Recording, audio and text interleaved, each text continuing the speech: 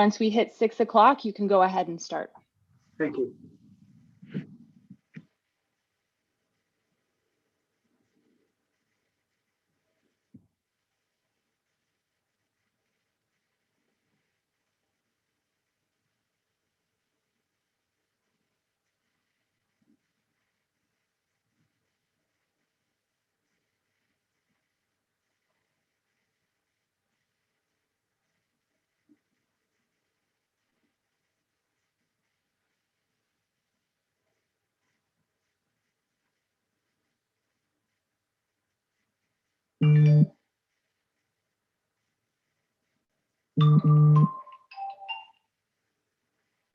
So good evening, everybody. I'll call the meeting to order. I'm usually vice chair. I'm chairing tonight. Councillor Stroud is hopefully going to be able to join us as soon as he gets off work. Councillor Holland has gracefully agreed to be my vice chair for the evening, which is great. So we'll move on to approval of the agenda. If we have a mover and a seconder. Moved by Councillor Signage, seconded by Councillor Doherty. All those in favor? And that's carried. Thank you. Confirmation of minutes. We have minutes from our December 8th meeting. Sorry, I'm reading from a very small phone. And from our January 11th meeting. We've all had an opportunity to read them. Are there any questions or anything that needs remedying? Seeing none, I will request a mover and a seconder. Thank you, Councillor Howland. Councillor Signage. All those in favor? Carried. Thank you. We'll move on to disclosure of pecuniary interests. Seeing none, we have no delegations. We do have a briefing tonight. Matt Cusson, our Transport Policy and Programs Manager, has a presentation. Hello, Matt. Good evening, Mr. Vice Chair. Thank you.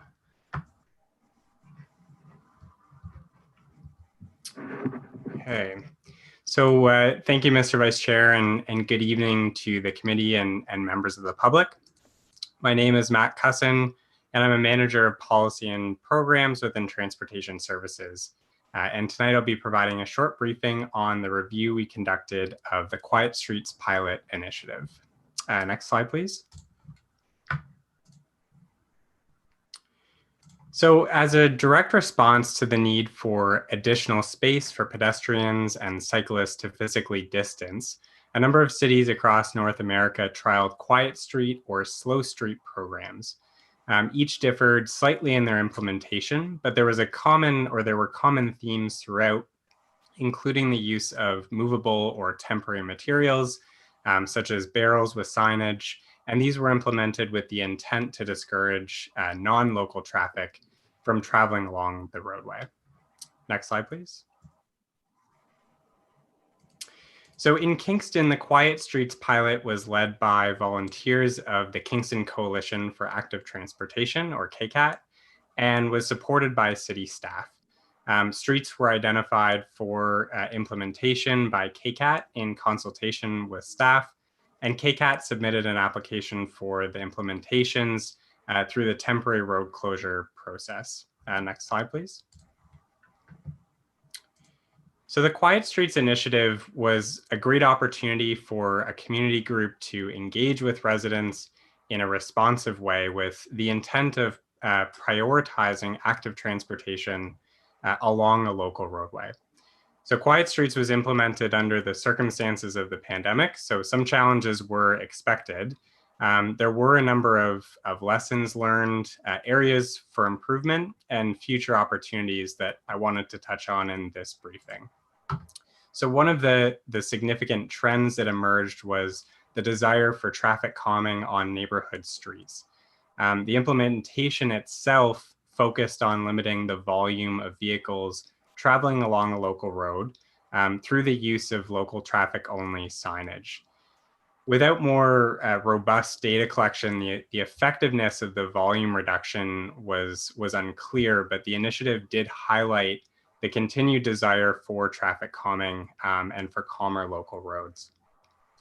The initiative also highlighted a strong desire for prioritizing active transportation at a neighborhood level. The initiative used and demonstrated the importance of mapping and wayfinding tools geared towards active transportation. Quiet Streets also more broadly demonstrated the desire for pedestrian connections at a neighborhood level, which is further explored in the Pedestrian Crossing information report before you tonight. The Quiet Streets initiative also demonstrated the value and desire for community-led initiatives. The initiative provided a community group, KCAT, with an opportunity to address transportation concerns within neighborhoods. The movable signage and barriers that were used in Quiet Streets in the initiative presented some operational and maintenance challenges for KCAT and for city staff. The signs and barriers were often moved aside, and in some cases created an environment for users where visibility and necessary access were limited in some cases. But these challenges weren't unique to Kingston and were a challenge in similar implementations across Ontario where movable materials were used. The initiative did require significant resourcing to plan and operate. So in addition to the significant contributions of the volunteers of KCAT, the city supported the initiative with 285 staff hours and provided funding of $19,000 for materials. So from planning through to implementation, the initiative was quite resource intensive. Next slide, please. So in recommending next steps, it's important to highlight that the degree of impact was effectively tied to the degree to which vehicular volume was reduced that was created as a result of the use of the local traffic only signage. So while the primary goal of providing pedestrians and cyclists with more space to maintain physical distancing during the pandemic was not necessarily met with this initiative in a consistent or reliable way, it did highlight the desire for traffic calming on local roads and community involvement in that process. So staff are recommending the integration of some of the elements of Quiet Streets initiatives into the forthcoming finalized traffic calming policy update as part of the community-based initiatives, which are also outlined in the traffic calming update report also before you tonight. So to incorporate this work, staff are recommending some next steps. So these include the development of a process for the application of block level local traffic only interventions for a predefined or temporary period of time on local roadways. It also includes the identification of heavy or anchored materials that would be more suitable for use at a block level with the intention of minimizing maintenance issues, and as well as funding to cover material, insurance, and operational costs of implementing a block level intervention. The work to develop these components will take place over the course of this year, and more detailed implementation timelines of these community initiatives will be included as part of the forthcoming traffic calming policy and guidelines. Next slide, please. So that concludes my briefing to you tonight. I'm available to take any questions. I'm also here with Marissa Mascaro, Transportation Infrastructure Manager, Ian Semple, Director of Transportation Services, as well as Commissioner Kidd, who are all available to answer questions. Thank you. Thank you very much, Matt. And a recurring question we always get, if you could make your slide deck available to the clerks, they can share it with the committee or possibly mayor and council, which would be great. Absolutely. Thank you. Councillor Oosterhoff. Thank you, Mr. Chair. Thank you for the presentation. being a rural counselor, I only experienced the quiet streets, I think, in my own driving, and I have. Some of your comments were about, I think you were about the signage issues. Are you working on a beautification of that? The only calls I got were when I visited people in the city that didn't like the barricades and the feeling of construction, and it's kind of an invasive sign. Is that what you were referring to as improvement? Yeah, through you, Mr. Vice Chair.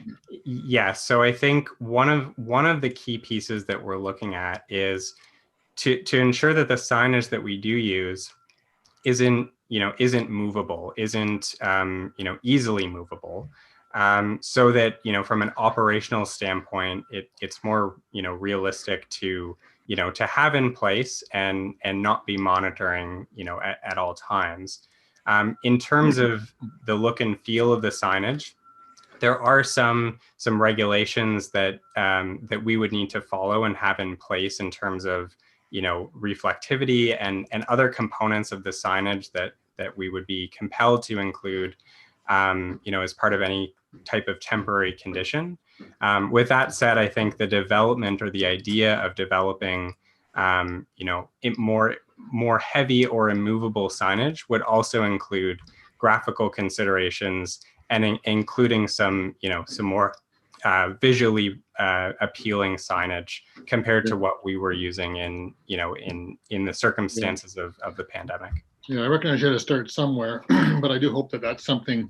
I'm sure the communities that they're, excuse me, located in would appreciate that, and we can also learn from best practices. I mean, do we have a sister city that is actually doing this as well, that we can compare notes?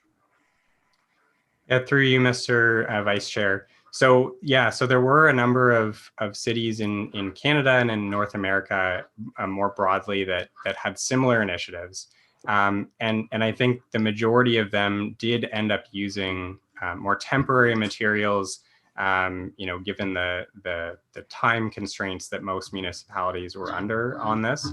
I think it remains to be seen how other municipalities are going to respond to this, and if they're going to continue the program in a similar way.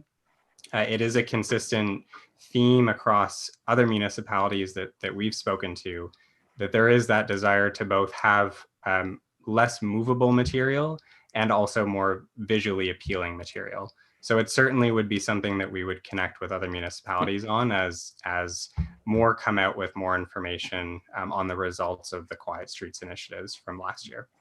Obviously, every area, as a rural counselor, I actually, Mr. Semple knows of a conversation we just had in a school zone that doesn't quite qualify for guards, but we have, would be great to have a mentality by the public and everyone really, not just drivers in this case, in my mind, but that, quiet streets would be something that I think I see it for its potential, and it's, and so are there any examples of in other communities or whatever, can we look at some rural roads? I do get a considerable number of roads in my area that are crosscuts, and I've always wondered, in Jackson Mills, for example, and Lisa would relate to this, a traffic calming measure was that we put barricades up because the bridge was going out, so we have one lane only. It's amazing how that actually created a quieter, inadvertently, maybe because it was a safety issue, but I think it actually worked two ways. It protected the walking area, and so I just wondered what thoughts have we got for rural areas, and can we learn, and do we have any candidates, or would you like some candidates to look at a different example of traffic calming? Great. I see Mr. Semple has his hand up. I am. The floor is yours, Ian. Thank you, Mr. Vice Chair, and through you. Thank you, Councillor Oosterhoff, for your questions and for some of the examples. So I think as it relates to the Quiet Street pilot and the elements that we're looking at incorporating from that into the traffic calming update, So the way that we're going to incorporate that is as part of what we're calling community-based initiatives or community-based treatments. But that does not preclude, I think, us looking at the other types of tools that would work, both those other categories that we're bringing forward, the minor adjustments and the engineered approaches, for ways that would get at some of those components. So there are a variety of tools that we're bringing back as part of the traffic calming update, some of which, the groupings of which are discussed in the information report that's also on the agenda tonight, that are intended to provide a broader range of ways that we can intervene in some of these in these traffic and speed related matters. Yeah. Okay, thank you. Well, I think about, the hamlets that we have now that we're kind of focused on, even, planning wise, and would be interesting if we could talk about that and do some discovery on hamlet traffic calming within hamlets. And because we have more and more children, we're going to probably have some intensification of housing and sidewalks. And it'll be interesting to see if that would be, eventually it's going to train drivers to know that, hey, they're coming through Elginberg or any hamlet that we have, and there's signage, even sometimes just the signage will remind drivers, and so it's I'd like to just do some discovery in that area, and I look forward to more hearing from you more and talking about it. Thank you, Mr. Chair. Thank you. Yes, Councillor Doherty. Thank you, and through you, Mr. Chair. Thanks for the presentation, Matt. That was really good. I have similar questions to Councillor Oosterhoff, particularly the habit of cutting through neighborhoods is something I'd like to talk about more. But before that, I'd just like to mention some of the signage that that KCAT used for the Quiet Street project. They were actually almost too attractive because a lot of them got stolen by university students. So the actual designs of some of the signs were actually really, really good. I think what people were frustrated with were the pylons and the look of construction, and that's true too. So I just wanted to correct that because they were really attractive signs. Regarding the cross-cutting, I'm thinking particularly streets like Country Club Drive and Old Oak Road. People go from King Street to Johnson Street and they're flying through at quite the speed. And so neighborhood streets don't only have more traffic than they normally would have, but they also have faster speeds there. So in the report, you use the term block level. Which it makes sense, like it's only for a certain area, and you talk about quiet streets being only for a restricted time period. But when you talk about using heavy anchored material, are you also talking about potentially introducing bollards that could be used throughout the school term, which is 8 months, that kind, and to stop that kind of cross-cutting from taking place? Yes, Matt. Through you, Mr. Vice Chair. Thanks for the question, Councillor Doherty. So in terms of the use of bollards more broadly as a minor adjustment measure, as a traffic calming implementation, certainly would be part of the toolkit that we would be bringing forward as part of the finalized traffic calming guidelines. The use of bollards in that context typically is more of a reduction in speed in terms of the effect that they can have, rather than addressing cut through traffic. The use of bollards as it relates to a quiet streets type of initiative, or an initiative that has messaging associated with local traffic only, it is a potential option for us to look at, as are a number of other types of signage. which would be more reliant on the messaging component of them rather than the actual physical restriction or effect that physically that bollard or signage has. So from a cut through traffic standpoint, a bollard that indicates local traffic only would be aiming to address some of those concerns, whereas bollards in the scope of a traffic calming or minor adjustment treatment would be more geared towards addressing speed concerns. Right. So from maybe some experiences with some experience that you may have or experiences in other communities with a cut through kind of problem, if one section of that route has a quiet street project, it would probably serve as a deterrent as well, wouldn't it be? So not just bollards, but even quite a small section would have really restricted kind of traffic that would kind of, the benefit of cutting through is then gone, right? So that it should serve as a deterrent, right? Thanks, Councillor Doherty, for the question. Yeah, so yeah, I think the intent of a local traffic only implementation would be geared towards it. It doesn't have a component of enforcement associated with it, so it is reliant on, informational signage that would have that effect of limiting through traffic. But that would be the intent of that type of implementation. And I just have one more question. Go right ahead. And that is, the Quiet Street project happened because we have such a great organized group like KCAT or volunteers.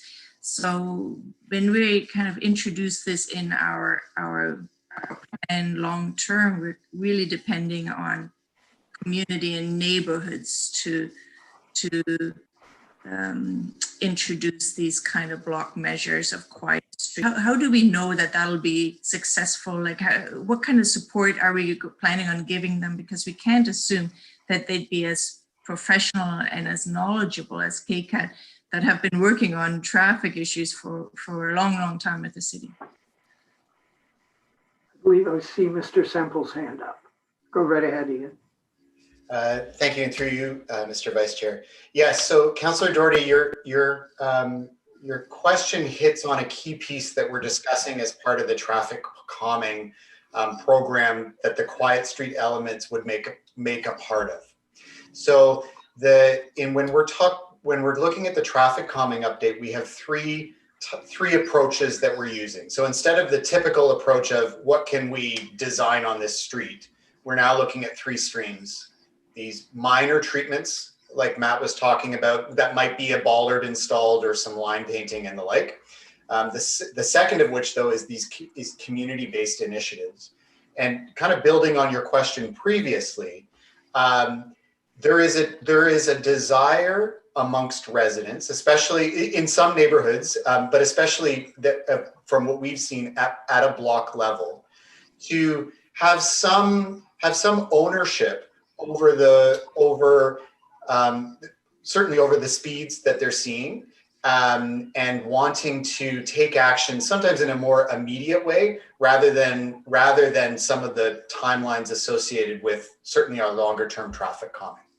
So and I think the Quiet Streets pilot from the summer was an excellent example of that, because there was an implementation on the street. It garnered a lot of questions and discussions. It created feedback about not only issues related to the block, but things that people want to see in their neighborhood. KCAT shared information with us about, other ideas for routes and areas where people were having difficulty crossing. So it's the community stream of tools really sort of are about sharing information and generating discussion that leads to other things as well. So to your question now, so how are we then envisioning supporting something on a block level where you might have a group of residents or maybe a community group? That's part of what we'll bring back in the update, but the process would be modeled similar to the way that we provided some support to KCAT this summer.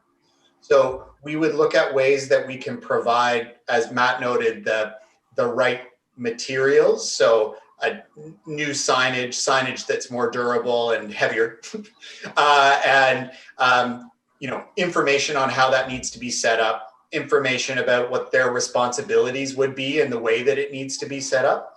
But also, we're looking at mechanisms that allow, how do we cover off the insurance and liability, both in a quiet street or a local traffic only implementation, but that also lets that neighborhood maybe build onto something, larger, where they say are closing the street on a Saturday afternoon and they need to have a number of other pieces in place. So we're looking at ways that we would provide the materials, and then I think the information for what they would need to do, but then also some of the financial ways that we could offset those responsibilities.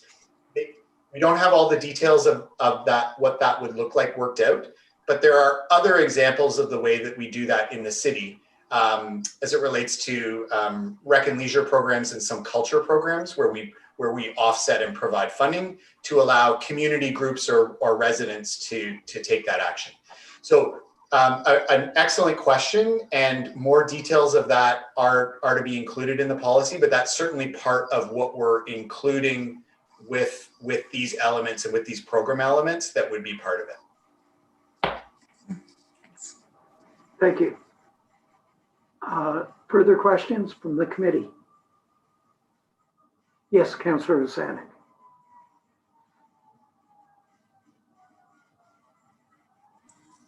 Thank you, Mr. Chair, or Vice Chair, through you to staff.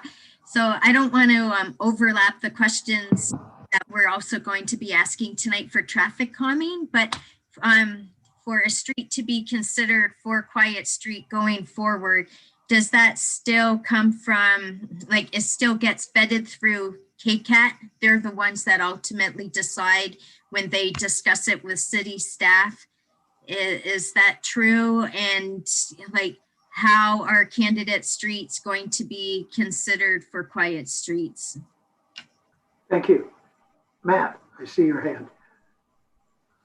Thank you, Councillor Osanek, for the question. It's a good question, and through you, Mr. Vice Chair. So I think those are details that we still need to sort through. So that is one of the next steps, is for us to develop what that intake process would look like. There are a number of different elements to consider in terms of the locations and how we're fielding those community requests. So I think that information is what we're aiming to build on this year and include some more details in the forthcoming traffic calming policy guidelines that are coming forward later this year. Thank you. And I know that Woodbine Road, they really wanted to be part of the program, but I know it's a pilot program, and it looked like from the streets that were picked this past summer, it was a very downtown focus. So I had disappointed constituents, and then I was also disappointed from, like a suburb councillor, that there were no streets out in the burbs that were chosen. So, hopefully then that we can be more inclusive and give Woodbine Road a shot, or some other street out in the suburbs a shot. That's what we're looking forward to, and hopefully it can happen sooner than later. So thank you. Great. Mr. Semple, did you want to add to? Yes, thank you, through Mr. Vice Chair. Yes, Councillor Osanek, I think just for clarity, that also, and as you noted, kind of overlaps to the traffic calming. That is the intent of those community-based treatments. So it's those community-based treatments and the quiet street elements. It's not the intent in the longer term that all of those would be vetted through a community group for implementation. I think certainly those community groups such as KGAT could come forward, with projects that they wish to pursue. But the intent is that these types of interventions would be available to the broader community to take advantage of. Great. Thank you. Seeing no other hands, if Councillor Holland could take the chair Take the on chair. my behalf. Nice. Sure, go ahead. I recognize. Thank you.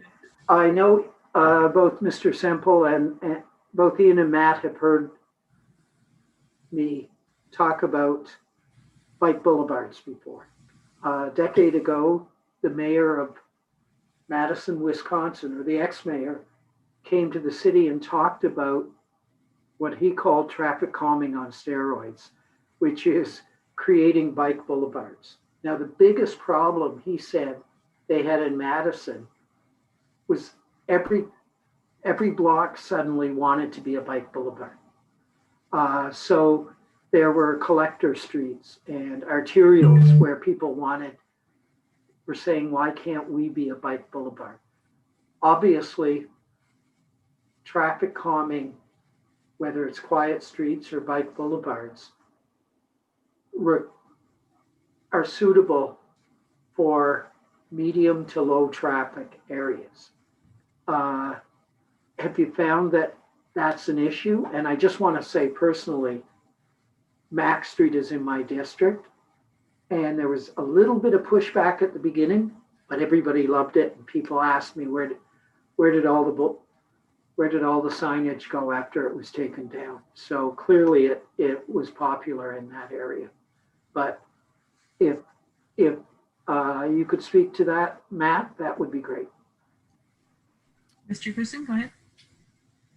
Thanks for the question, Councillor Neal, and it's a good one.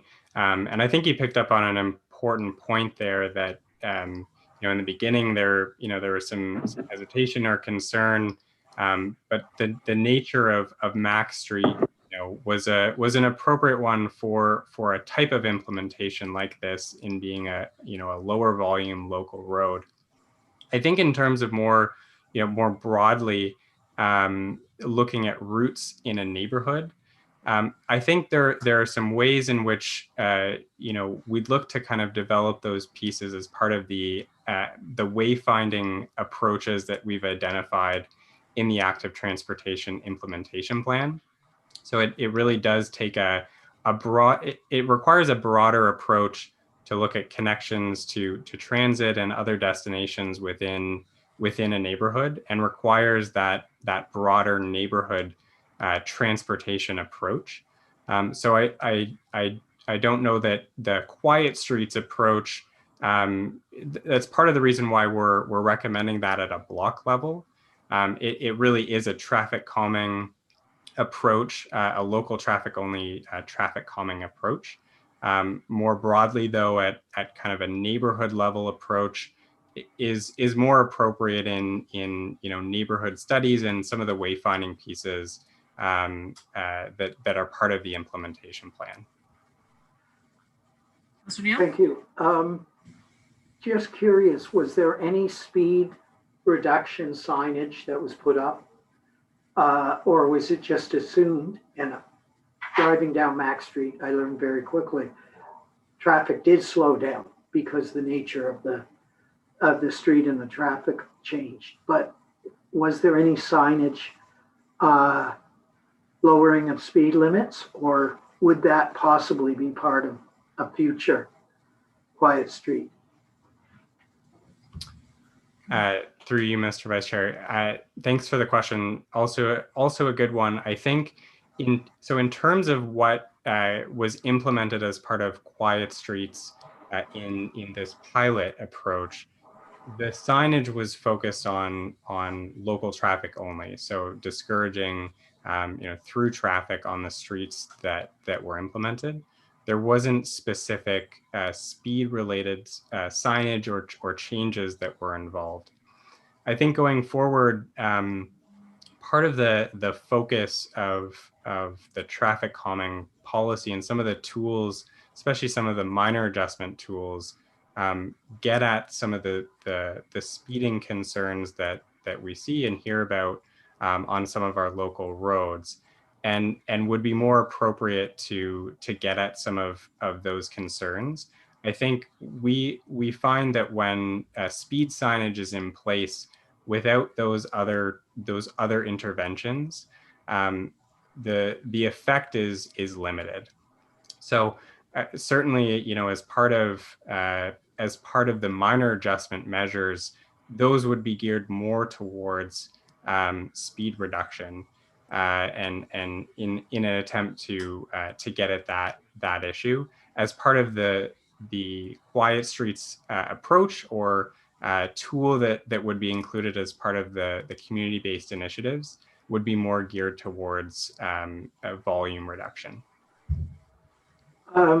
Not too long ago, councillors were requested to name a couple of streets, identify a couple of streets that they felt could benefit from traffic calming consideration. Have you considered, or would you consider, having a clear statement of criteria of what a quiet street would be, and invite members of council to identify a couple of blocks, like 1 or 2 block stretch within their district that they think could benefit from that? Is that a consideration, or would you consider that with the expansion of this project? Mr. Houston? Yeah. No, I mean, Mr. Semple, did you want to take that one? Yes, thank you. Were you Miss Deputy Vice Chair? Councillor Holland's good. Yes, what's my hierarchy of where we are in this committee right now? So just to your question, Councillor Neal, I think that some of what you're talking about may be the approach that we're looking at modifying the traffic calming policy in the way that the district councillors can make requests, sort of annual requests. So identifying a street within your district for a minor adjustment treatment. So and that could include elements of, you know, local traffic only, all of those kind of components.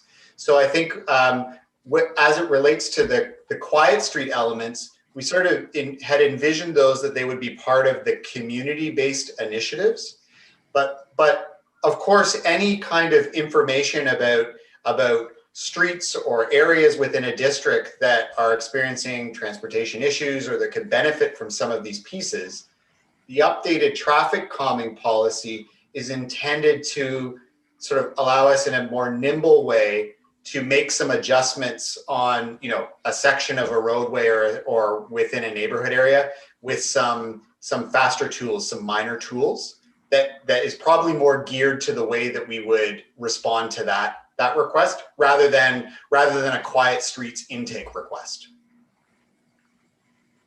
That's sensible. Thank you. All done. That's it. Okay, I return the chair. Thank you very much. Any further questions from the committee? Seeing none, we do have the review of Quiet Streets pilot initiative, which I think is what we've been talking about the last little while. And there is a recommendation in front of us. Is there a mover and a seconder for that recommendation? Councillor Holland and Councillor Mr. Chair, sorry, yes. before we move on to the actual motion and putting it on the floor, we do have a couple members of the public with us this evening. No, Yes. That's okay, Miss. Yeah, if we could just check in with them to see if there were any questions. If any members of the public would like 5 minutes to help us with this thorny question, now would be your opportunity. Mr. Chair, I'm just going to remind the members of the public who are with us this evening that they will need to use the raised hand function within Zoom, which is located at the bottom of their screen when they move their mouse over the window. We do have a hand up, and I'm going to ask Mr. Healy if he would like to unmute. So Roger, the floor is yours. Well, thank you. Through you, Mr. Chair, I would just like to thank the staff for their report and their review of the Quiet Streets work. If as everyone, as you probably know, I was heavily involved with KCAT, and I think they captured certainly the essence of what we learned, and even though we set out with the Quiet Streets thing project not being traffic calming, it was traffic calming. All the lessons learned were, I think, to be applied for the traffic calming policy. And Councillor Osanek mentioned the problem with Woodbine Road and where it intersects with Westbrook Road, and cut-throughs happen. Cut-through traffic is really a tricky thing to get a hold of, and the local neighborhoods will definitely know what the issues are and will be able to respond. I think KCAT could certainly serve to facilitate some of that, but I think the local neighborhoods really do know their streets, and that's something that we should pay attention to, and also councilors know their streets. They know where they get the complaints and concerns, and councilors should also be able to weigh in on this at any time. But I think the idea of blocking some streets here and there just to kind of frustrate cut-through traffic, I think would be quite well received and quite doable. So anyway, again, I think the lessons learned were good and applied. Hopefully, we'll see them in the traffic calming policy. And so thanks for the time. Thank you. Any further questions, Elizabeth, or from the public? Mr. Chair, I'm not seeing any other hands at this time. Great, thank you very much. So we'll go back to a mover and a seconder. I believe Councillor Holland and Councillor Doherty had moved and seconded that. Any further questions from the committee? Seeing none, all those in favor? Carried unanimously. Thank you very much. And let me just get back to, here we are. We have two information reports before us. The first is regarding pedestrian crossing and school crossing locations. And there is a report before us, and it's for information only. Quick question to the clerk, if I might. Do we normally recognize on information reports, give the public an opportunity to speak? Or is that only on before we move on recommend motions? Mr. Vice Chair, the members of the public are also invited to speak on information reports once the committee members have finished their questions. Thank you very much. I appreciate that. Yes, Councillor Holland. Thank you, Mr. Vice Chair. Yeah, I have a few questions.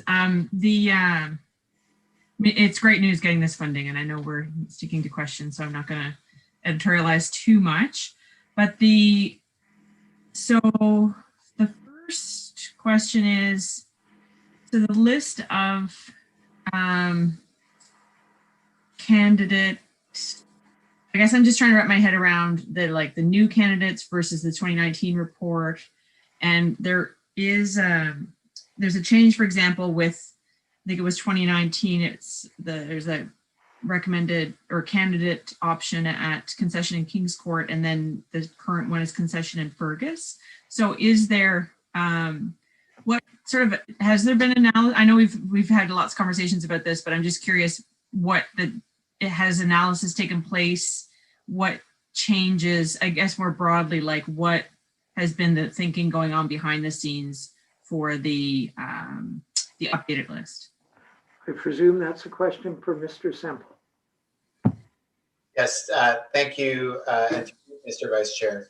So perhaps maybe I could just get a little bit of context that might help pull back the curtain, so to speak, on the preliminary list, if you will. So as the committee may recall, as part of council strategic priorities, the city committed to upgrading 4 locations.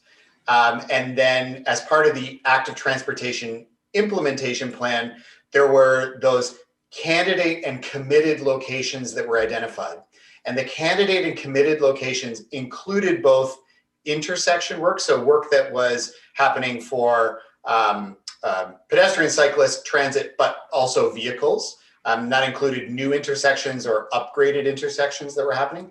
But it also included a list of pedestrian crossings. So locations that were primarily identified for upgrades for either a new or upgraded pedestrian infrastructure. And as part of that sort of analysis, we also had included with that included all of these existing school crossings. So places where we had a school crossing guard that were formalized as school crossings while the guard was there, but not necessarily when they were not. So from a good news standpoint, the city has received funding from under the ISIP program that would allow us to fund a number of new locations. So if you recall, the 4 locations, when we committed to those, we noted that any additional locations were contingent both on funding and on the city's ability to sort of resource that construction. So we've certainly checked one of the boxes, that we now have funding in place that is geared to pedestrian access, notably transit rider access, but pedestrians, and enhancing that pedestrian access across the city. So there is the preliminary list that has been generated includes those candidate locations that were shown in the AT plan, and our school crossing locations that are all meant to be upgraded. For those that are eligible, they're all there. It doesn't include the intersections that were identified as candidates, because this is primarily geared to pedestrian crossings. And it also includes the locations or the locations that have since come in, requests from councillors, from residents, or other places that have been identified through kind of staff work. Specific to your question, Councillor Holland, about the location of either Kings Court or Fergus, I know that in the analysis that went back and forth, we've been looking at both locations and trying to determine sort of where the most appropriate location would be. You would likely have a similar question about Elliott Avenue and sort of the existing location at Lion Street versus the pathway connection that exists to the west. Part of why we're bringing this list, and it's a preliminary list, is to now sort of have that discussion, both with council, but also with the public. So because we should have the ability we certainly have the funding in place to do additional locations, we now want to hear about other locations and other crossings, pedestrian crossing concerns, so that we can more fully build that out. And our intent would be to, again, we're going to be engaging with the public in the spring to gather all of that information. And then we would do a more fulsome technical analysis before we bring those locations back. So if there's a location that is not on the preliminary list, then during the engagement, certainly, or now, right? So we're happy to take those locations under advisement and can report back on whether they're eligible or not and what the recommended location would be, whether it's one or the other or both, depending on sort of the information that we have. So the detailed analysis that has been done remains to be done. These are the locations that are identified and that also appear to be eligible under the funding arrangement. Yes, Councillor Holland. Thank you. That's good. The other question I have is regarding process related to school zone work. And this is, I'm trying to figure out how to phrase this properly. What has the role of the school board and specifically tri-board busing been up until now in feeding in to the process of traffic work around school zones? And what kind of relationship will there be in the future? Like, so is there an active role? Do we have to go and seek information from schools when we're trying to figure out what kind of work needs to take place, or are they already sort of partners in the discussions about traffic flow in and around schools? You know what I'm referring to. It's pretty obvious, you know, just the traffic flow in the Kings Court area with the two schools. It has brought to light the fact that there are a number of players involved in traffic supply, let's say, around the school. So yeah, what are those relationships like, and what would they be like? Mr. Semple can answer that tactfully put question. Yes, thank you for your question, and through you, Mr. Vice Chair. Actually, we'll invite Mr. Cusson to maybe what I'm going to say, but I know that we have a relationship with the school boards, both at the school board level, but also at the individual school level. So we take input from the tri-board transportation, from the schools, from the school parents, from the school committees, through our normal sort of customer service. But we also gather input as part of, you know, our community group work, as some of the Safe Routes to School programs that are starting to form. The school boards, the schools, and the transportation providers are all sort of technical stakeholders that we would discuss any changes with, or certainly at least inform about changes that are coming up that would be recommended. They have a lot of valuable information for us as well. You know, especially when we're seeing changes in school bus patterns or times, or dismissal times and arrival times, that I think, as you know, Councillor Holland, you know, sometimes a change of 10 minutes or 15 minutes can upend a neighborhood for you know, an hour. So we work with them to sort of understand changes we're bringing, but also to gather information from them. And Mr. Cusson, I don't know if there's any other pieces that I've missed with that you can add to that. Thanks, Mr. Semple. No, I don't have anything to add other than just, you know, a big component of working with schools often also involves working with the principals themselves. So often, you know, transportation concerns are being funneled to principals, or the principals are the ones that are either on the ground each day seeing, you know, the pickup and drop off taking place, or hearing it from their staff. So we work with principals quite closely across the city as it relates to transportation issues, as well as the tri-board and the school boards in the local area as well. Thank you. Councillor Sanik. Through you, Mr. Vice Chair, questions to staff. So thanks for this additional big list. Like, this was really good. So for the additional funding that we've received, right? And then on page 15 of our report is that list of 37 locations, when more locations might be added to it depending on the public input. With the funding that we received, about how many locations do you think can go forward? Like, from this list of 37, do you think only 15 other ones might be able to be purchased, or how many new locations do we think could be purchased from this big list in the new funding we got? Thank you for your question. Through you, Mr. Vice Chair. So the answer, as always, fortunately, is it depends.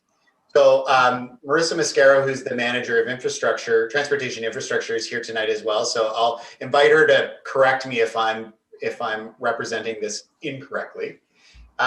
So the preliminary locations that we've identified with what we understand the upgraded infrastructure would need to be should on this list, so this list of 37, will fit within the funding envelope.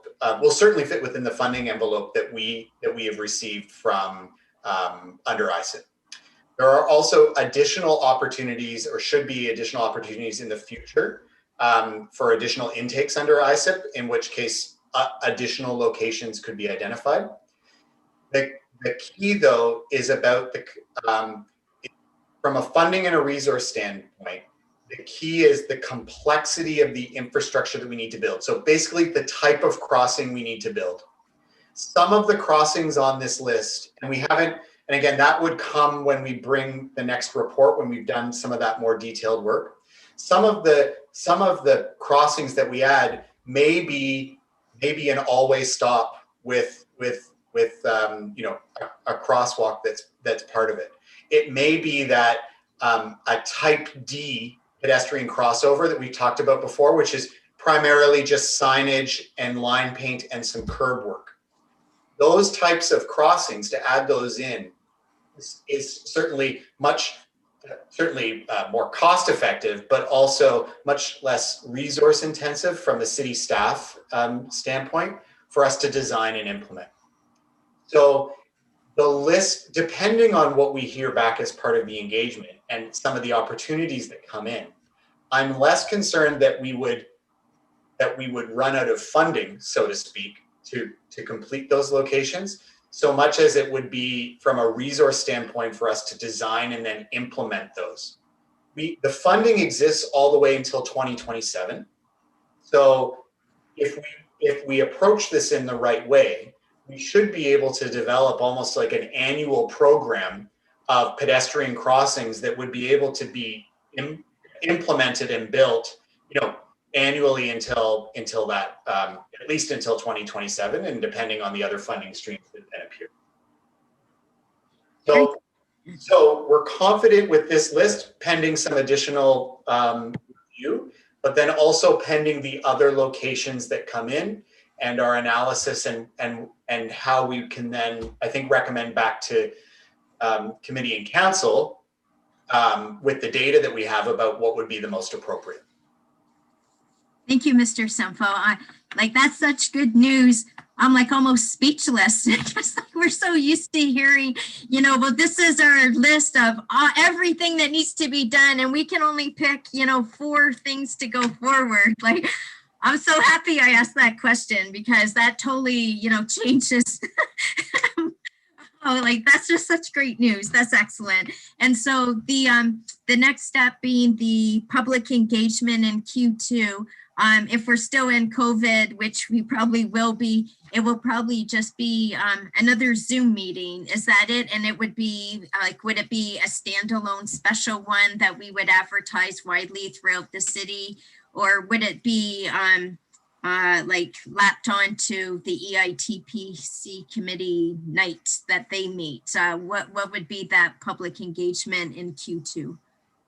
Good question. Through you, Mr. Chair. Yeah, so right now, looking forward, our engagement approach is virtual.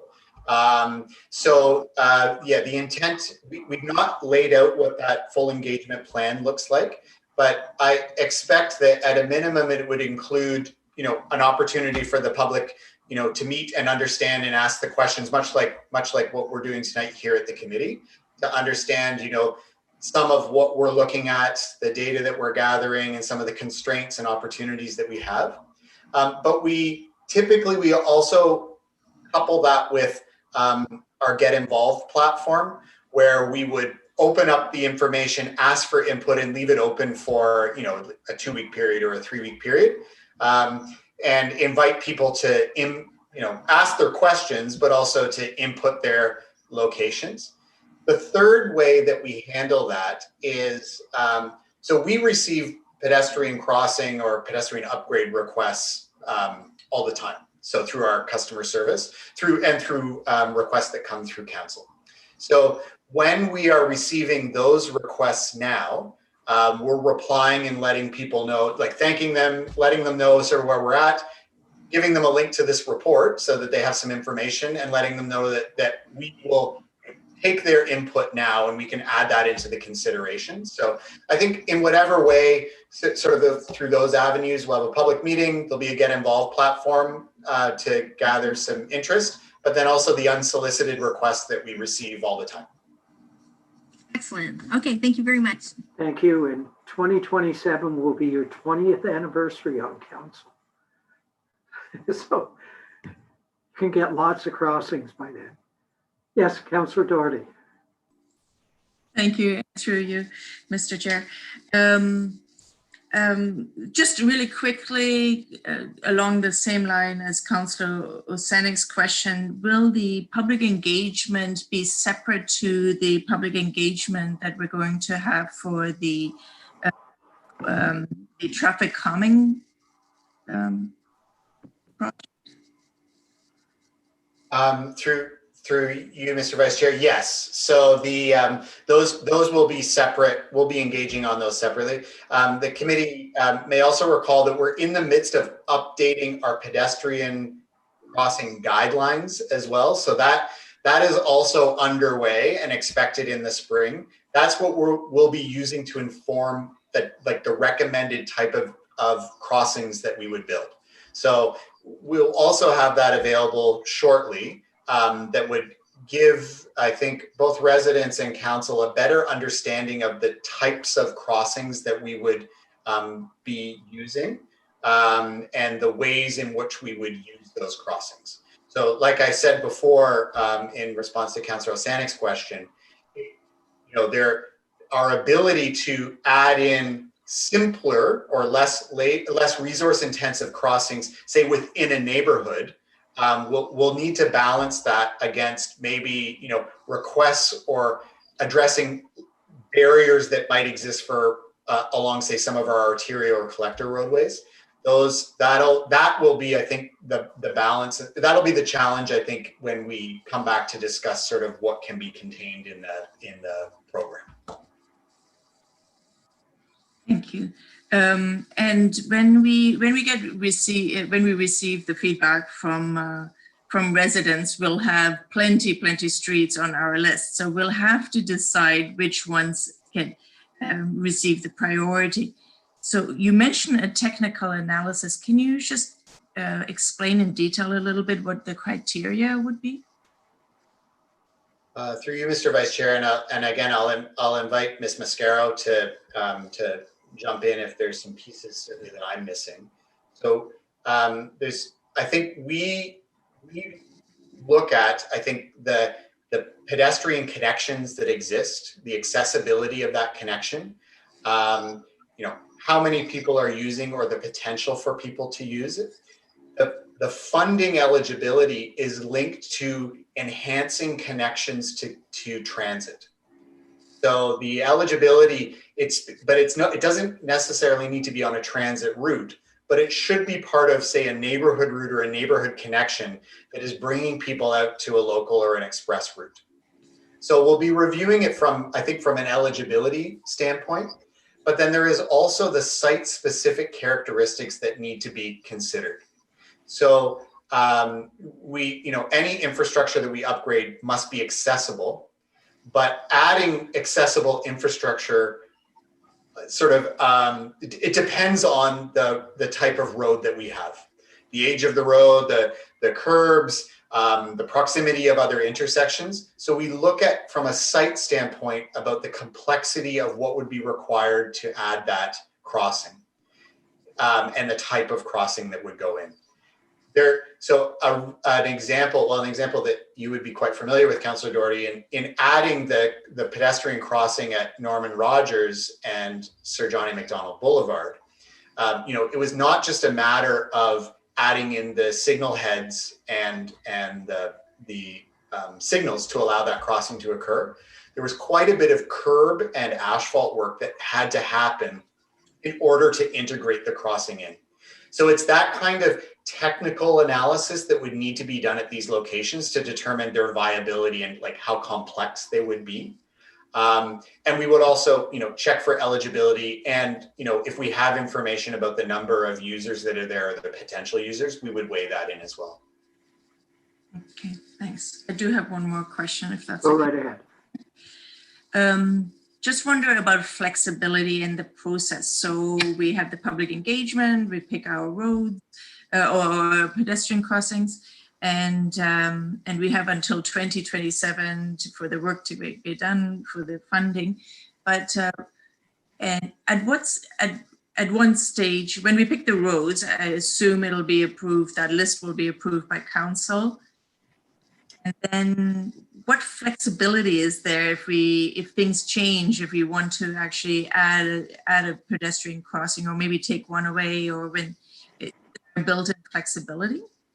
Or are we stuck until 2027 with the list that we come up with? Through you, Mr. Vice Chair. Yes, thank you for your question. So, the intent would be, so we work in annual or multi-year capital programs. So again, it depends on the type of infrastructure, but for the intersection pedestrian signals that we're building this year, the 4 signals that we're building, it's a 12-month process from the start of design through to kind of construction and activation. So depending on the complexity of the infrastructure and when we're in design and sort of that work is going out, there's flexibility that exists, along there. So it's certainly not about selecting a list and not being able to revisit that list until 2027. As part of the budget process, even with multi-year programs, we've typically been providing the look ahead of the work that is planned in that year. And staff also regularly bring back updates based on changing conditions. So a good example would be if we approved a list of locations, but 2 years later a school closes or a school gets added, it would make sense to revisit sort of what those locations are and if there's a need to add or shift or revisit some of that. I think we, from a staff standpoint, we're monitoring that all the time. And so we're looking at both certainly our annual work program to make sure it makes sense. So I think we would, as similar to our other capital programs, we would provide a look ahead as to what's committed. We'd likely commit the locations for a 3-year, sort of in our multi-year capital process. But then, much like we're doing tonight, if new opportunities arise or if there's different information, we would come back with that information to provide an update and allow input, or we would, again, respond to requests or concerns that come in all the time. Excellent, thanks. Thank you. Yes, Councillor Oosterhoff. Thank you, Mr. Chair. Thank you again. It's an amazing amount of work you have going on here for that. I guess I am just wondering, is this a traffic calming initiative? Is it strictly only for areas that already have speed limits like of below 50 kilometers an hour? Is that one of the criteria, and a certain amount of homes? I'm sorry to interrupt, but I believe we're still on pedestrian crossing and school crossing locations. Well, I was looking at traffic calming is the very next list of 37. Oh, pedestrian crossings. And we follow that with the traffic calming policy review. Okay. And I'll recognize you first off on that. Okay, all right. Okay, thank you. Any further questions regarding pedestrian crossing, school crossing? Seeing none, would you take the chair, please? Yeah, and I recognize you. Go ahead. Thank you very much. Williamsville sadly only has one school left, and that's Rideau Public School. And I think you and your staff addressed the required school crossing that went in at McDonnell and Johnson, which has been very, very successful. and would be a good model elsewhere as well, I think. Are the students from Williamsville, some of them go to Regi, but Regi is served by multiple signalized crossings along Division Street. So that isn't an issue for Williamsville either. But the future crossing north of Memorial Center Park will indeed, going to the new school, will be of concern.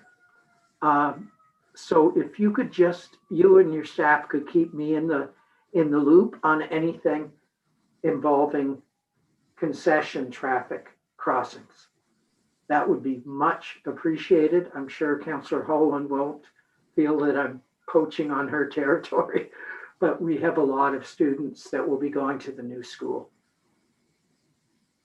So that's all. Thank you, Mr. Reggie. We certainly can. There's a number of locations that are identified there. I think there is both the movement of students north across concession, as we talked about, like in the Kings Court and Fergus and even Alfred kind of intersections that we see.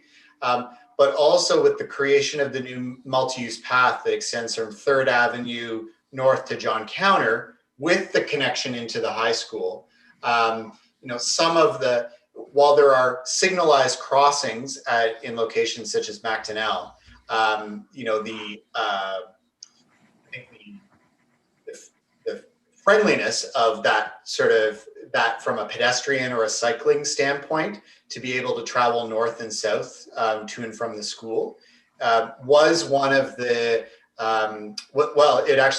it was one of the things that's identified in the AT implementation plan for the wayfinding approach and the way that we could review it. But it also came up pretty strongly as part of the Quiet Streets feedback that KCAT received in the work that was done this past summer. So I think the pedestrian crossings really are designed to get at those barriers that exist right now, but they are part of the overall transportation network that also needs to prioritize active users, so walkers and cyclists as well. So I think that feeds into some of what Mr. Cusson was raising as it relates to wayfinding and identifying routes. And we certainly would look at the ways that the crossings link into those potential routes as well. Thank you very much. I appreciate it. And I'm all done. We shall continue working on this joint endeavor. I return the chair. Excellent. So we'll move on to our final information report, which is regarding traffic calming. Yes. Mr. Vice Chair, if we could just check in quickly with the public to make sure if they had any questions regarding the pedestrian crossings, they could address them. Sorry. No problem. So I'll just remind the members of the public, should they wish to speak at this time, if they could please raise their hand within Zoom, and we'll just give a couple of seconds here to see if anyone wishes to speak. Great, thank you.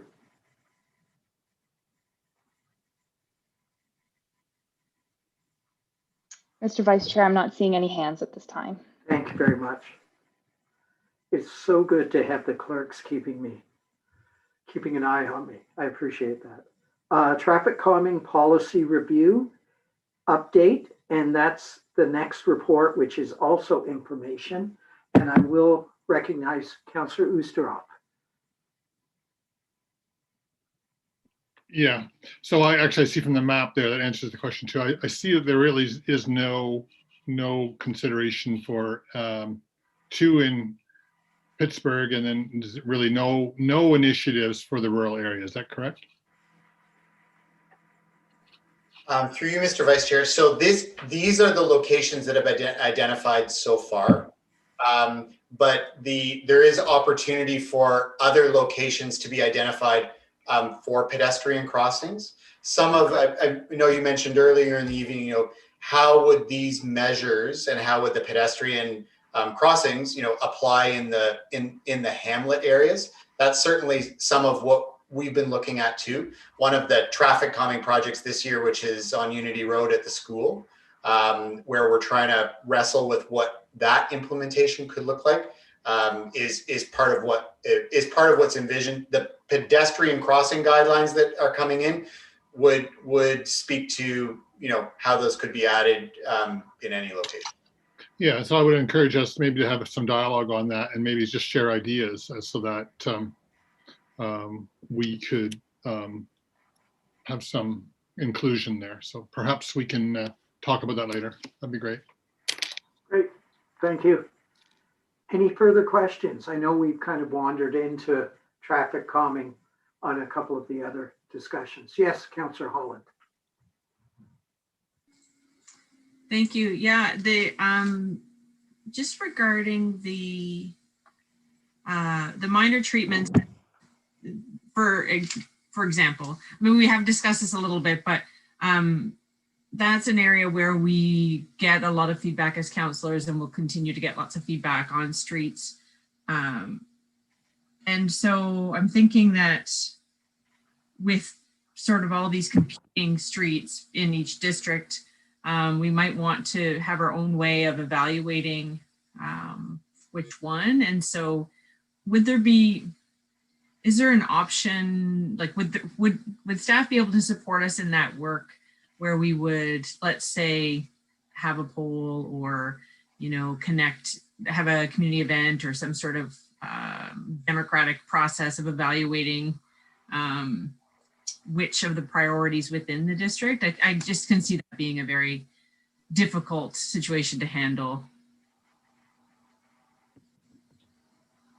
Through you, Mr. Vice Chair. Yeah, so I think perhaps Councillor Holland, if you'll indulge me just for a moment, I'll just maybe provide some context as to some of those pieces that you're speaking to. So the information report that's here tonight, part of the motion that was passed in October talked about coming back to discuss, you know, how the policy was forming, and in particular, how that policy would or could affect the process whereby the district councillors were involved from a traffic calming standpoint. So I've touched on it a little bit, but there's sort of two main themes in the report, the information report tonight. The first is that we're looking at traffic calming being sort of handled in three main streams. The minor adjustment measures, which are designed to be more nimble, quicker ways that we can address a concern that arises in a neighborhood. Community-based initiatives, of which the quiet street elements would be components of that, where residents themselves could undertake some measure of a program to try and affect kind of behavioral change.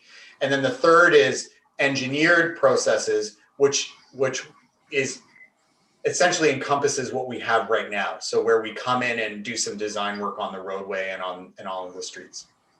So then the other piece of the report, it speaks to then how the councillor component of the process would change from what we do now. So in the existing process, councillors select two streets that we evaluate, and then we add to a list for implementation. And as we talked in October, that list is sort of growing and growing, and outpaces our ability to actually use some of those engineered processes on the street. And with the way the policy recommendation is forming, the change in the traffic calming policy is that we move away from that. So not selecting two streets for study each year, but instead committing to one street per district annually, at least one, where minor measures, so that first category, those minor adjustment treatments, could be added into that area. So from a staff resourcing standpoint, we have confidence that we can implement that number of measures a year. But it also, the intent is to provide some information and support to the councillors as well as to the types of concerns that we're hearing in your district. So we provided an overview last time, in October, about like all the concerns that we hear. Over 200 were gathered in a year, and all of those pieces. And part of what we would like to be able to do is to provide some context, if desired, to the district councillor about the types of concerns that are coming in, where they're coming in from, the nature of them, and certainly the quantity of them. And I think that's to do a few things. It's to what you're asking, Councillor Holland, is how do you inform those selections, or where those pieces would best go, and to perhaps balance some individual concerns that might be quite prevalent versus concerns, a large number of concerns that might be quieter. So I think the goal would be to provide some of that information as part of the discussion at a district level. And I think from a staff resourcing standpoint, we're comfortable in providing that support and in implementing at least 12 measures a year, provided that we're not conducting the 2-street study that we've had to do before. So we would shift the resources that were sort of doing that study work and instead direct it towards those faster, more nimble implementations to hopefully address a concern that comes up.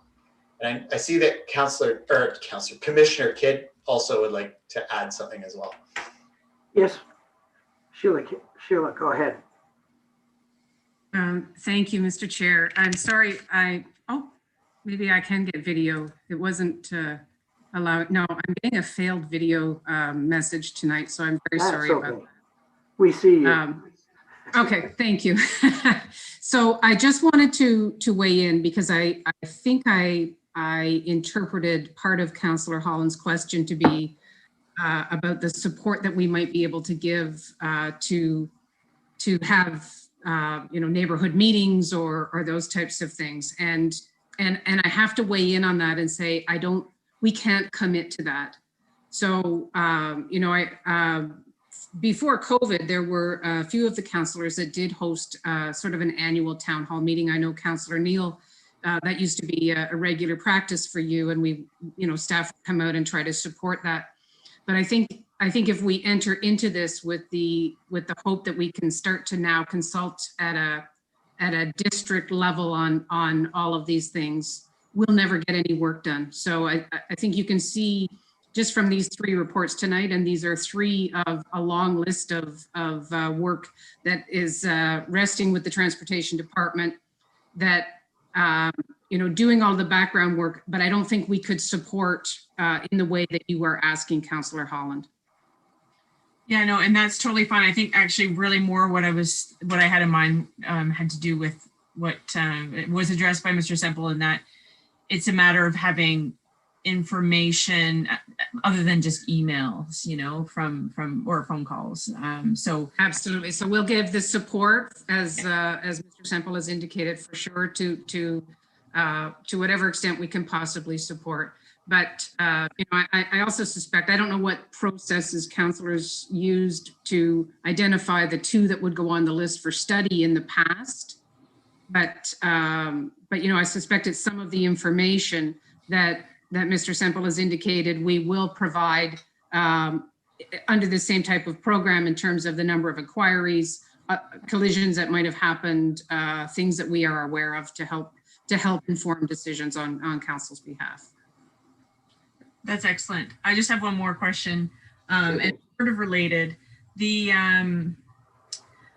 a bit broader. So I'm thinking, so much of what I don't know about everyone else, but what I hear regarding traffic has to do with a lot of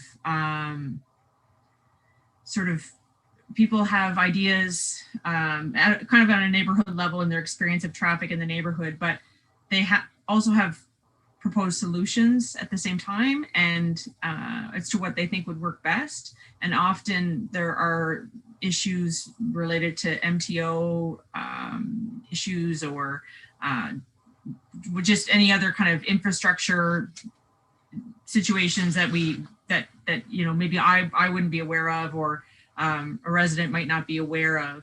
So I'm wondering, as we start to do more of this work, like sort of more forward facing on the traffic side with the consultations that are going to be happening, will there be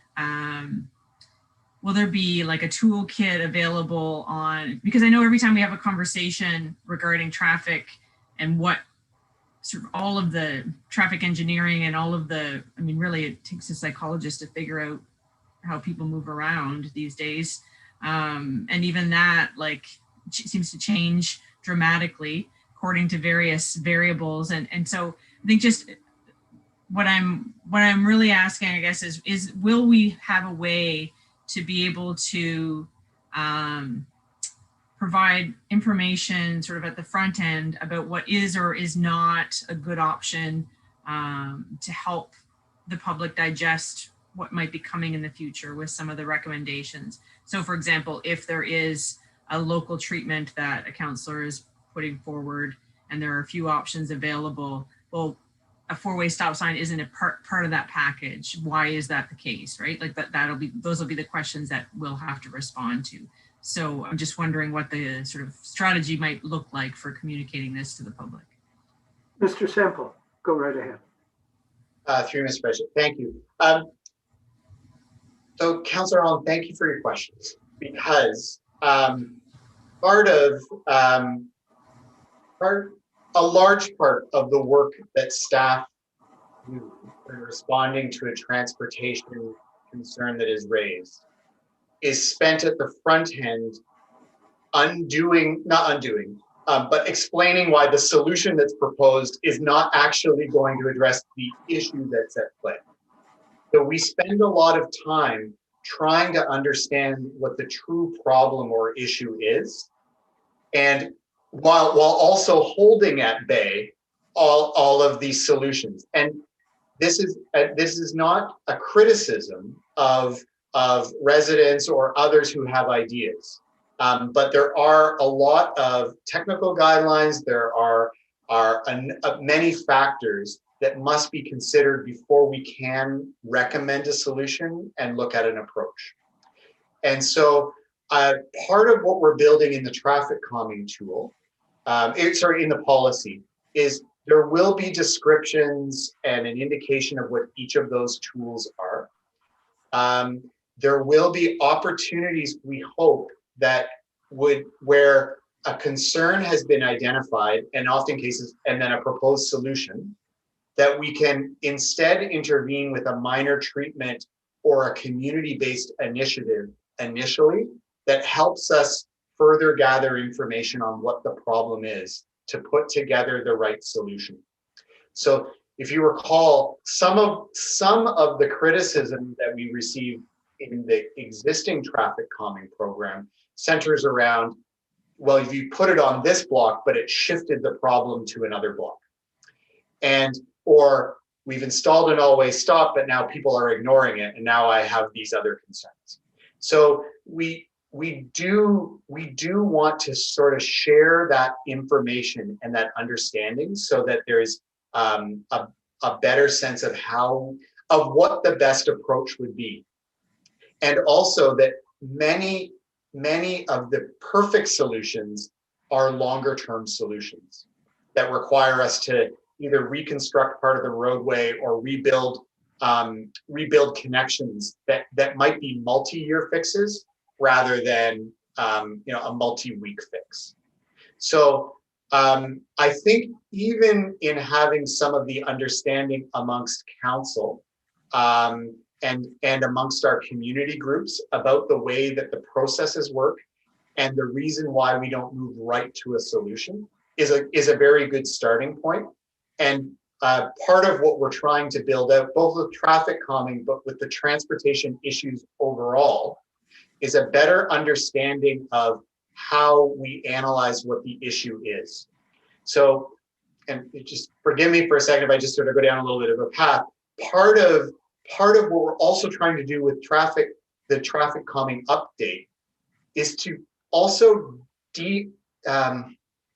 to de-emphasize to a certain degree the traffic calming program, which had become a channel for all transportation issues, where it wasn't necessarily the best place for a number of those issues to go. For instance, arterial roadways like Johnson or Brock, and trying to slow them through a traffic calming study or initiative is not going, we won't be able to get at it with the tools that we've got. So we want to increase that education and, working with counselors, but also working with our community groups so that they understand what tools we have and the way that they work. But also ensuring that there's that we look at the transportation issue overall, rather than funneling it to a certain program prematurely before we understand what the issue is. Sorry, I'm going in a roundabout way, but I hope that kind of gets at the nugget of what is there, is that defining the issue itself is often a far more complex piece than the solution that is recommended. Yeah, that's really helpful. It's taken me a number of years to get to my own place of understanding sort of traffic, I guess. Anyway, so one tends to, I will just end by saying, one tends to think that the situation can be resolved quicker and easier than it might be, which is what you're saying. And that education has taken some time for me. So yeah, anything that we can do to facilitate that. Thank you. Yes, Councillor Doherty. Thank you, and through you, Mr. Vice Chair. Well, I am really glad that we're moving away from the two-street study, because it raised the expectation that something would be done, and we as councillors knew that that list was so huge. So it feels more genuine, and it's also more solution oriented instead of just adding to the list. So I'm actually really glad that we're trying to make adjustments in that, and we are moving forward with a different kind of process. However, so now we're moving towards a one street definite in our neighborhood, and as Councillor Holland was just saying too, that this is going to be a challenge for all of us councillors. And I did have a conversation with Mr. Simple last week regarding this, and I think that's what you were referring to. So I was asking if we could get statistics and data from all the phone calls that came in or all the emails that come in through Contact Us that are specific to our neighborhood.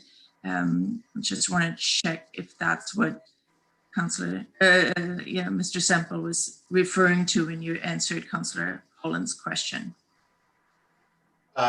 Yes, and through you, Mr. Vice Chair. Yes, that is what I'm referring to, and that's what Commissioner Kidd was also sort of reminding us of as well. So what we do have is we have information from the customer concerns that come in, from collisions or other accident information that may be present in the neighborhood. We also have information about, capital projects that may be planned or changes that may be coming in related to other projects that are underway that can help inform, I think, a subset of streets that you may then want to look at. So yeah, the intent is to provide sort of a summary of the information that we have and to be able to answer questions about the information. The intent is not to consult in each district about which street we should recommend to the councillor to then implement through that process. Okay.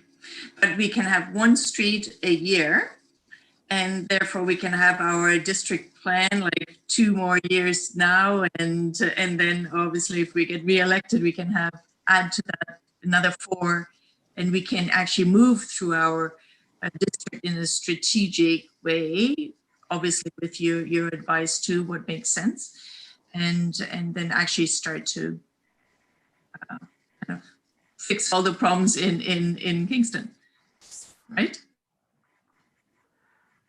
Yes, I think just to that point, Lori, sorry if I'm just a bit delayed there. To that point, yes, I think the intent is that it is one street a year.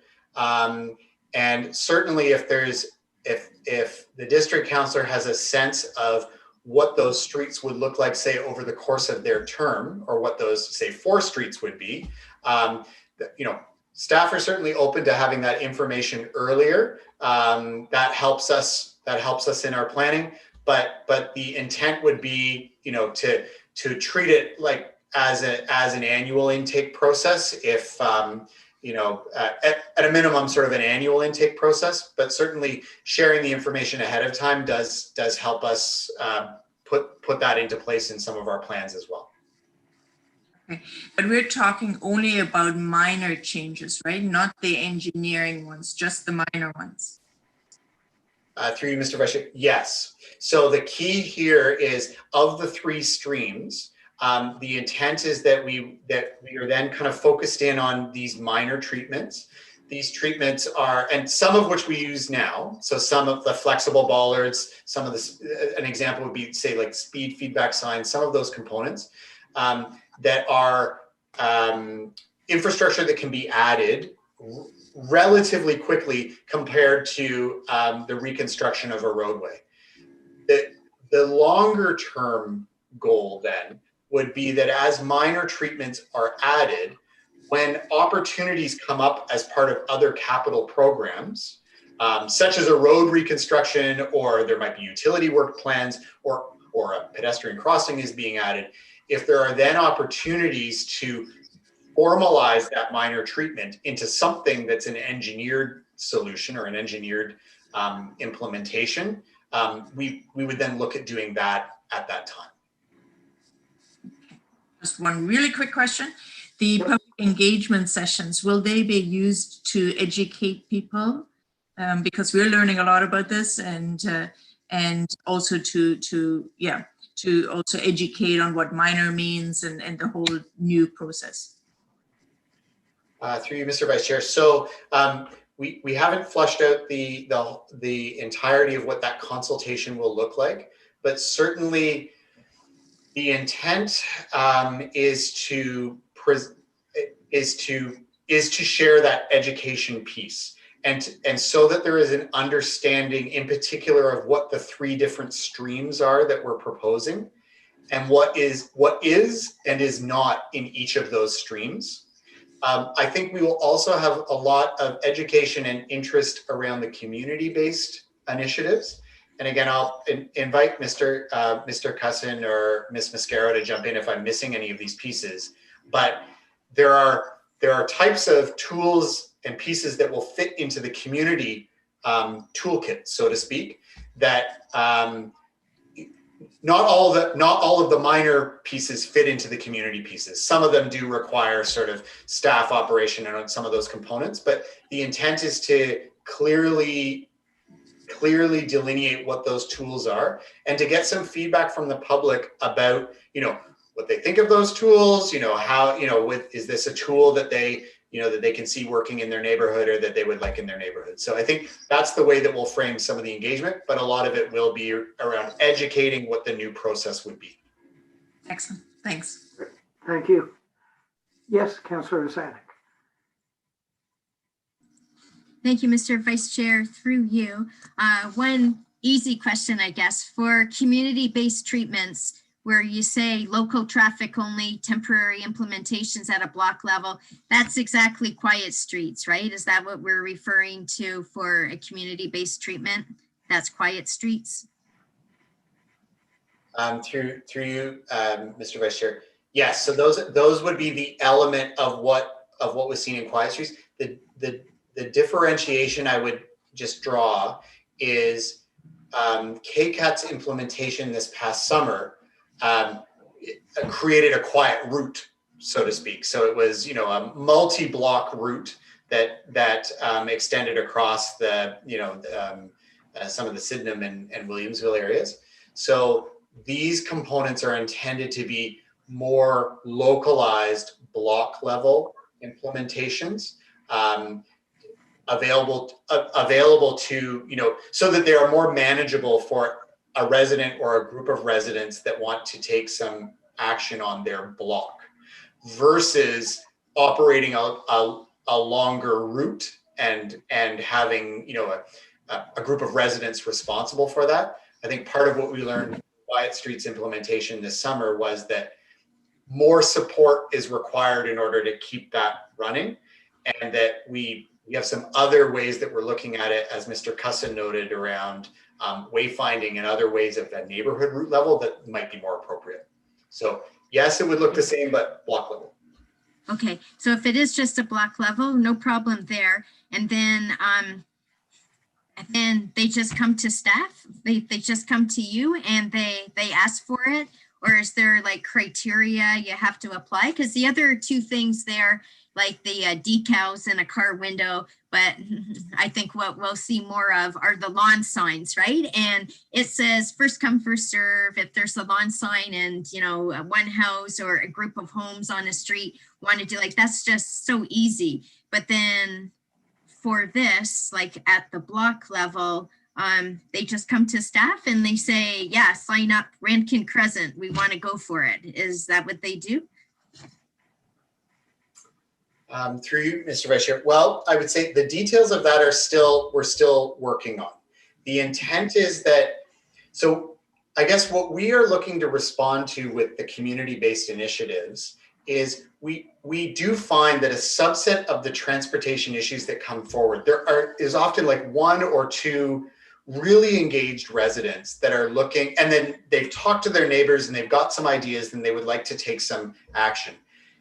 And then under our current program, we come in and we do the study and we go, well, we've done it, we've had a look, and you're number 72 on the list. And that often, you know, for where residents have come together to try and address a concern can be quite disheartening, and then leads to things like petitions and then other kind of pieces. So when we want there to be a more accessible tool or set of tools available, so that if there are residents that do want to address a concern that they see on their street, we can give them some measures that they can look to implement.